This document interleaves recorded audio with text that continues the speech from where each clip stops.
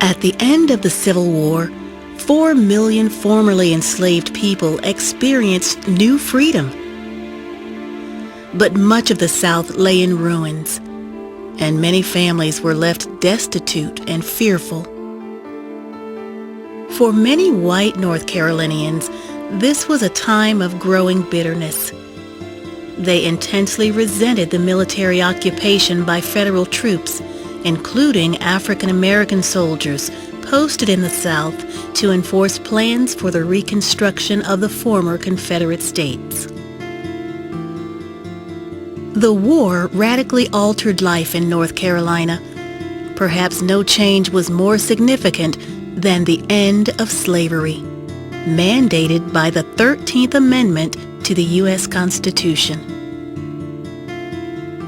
The question on everyone's mind was, what will happen to my state? And what will happen to me? Former slaves, thrilled at their new prospects, hoped for better lives. Free blacks, American Indians, and people of mixed ancestry regained rights taken away before the war. They had new opportunities as enfranchised, voting citizens and elected officials, especially with the passage of the 14th Amendment, providing equal protection under the law for all citizens, and the 15th, guaranteeing the right to vote for all American males, regardless of race, color, or previous condition of servitude.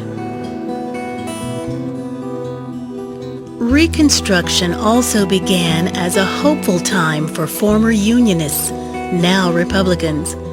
Joined by many transplants from the North, they allied with African American voters and newly elected black legislators to advance social, political, and economic reforms and to meet requirements for the state's re-entry into the Union.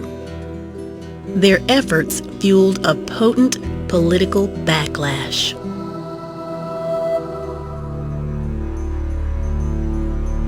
White Democrats in North Carolina longed for all they had lost in the war and feared what might happen under Republican rule. Some former Confederates were temporarily stripped of the right to vote or hold office. Federal troops continued to occupy the state, and a Republican-controlled Congress persistently intervened in state affairs. Soon, the fears of white Democrats turned to anger. For some, the anger turned to fury. Democrats turned their fury against federal Reconstruction and gradually regained political power in North Carolina. They were supported by vigilante groups such as the Ku Klux Klan, who practiced violence, intimidation, and terror. By 1877, the Democrats held enough power nationally to end military occupation of the South and federal Reconstruction.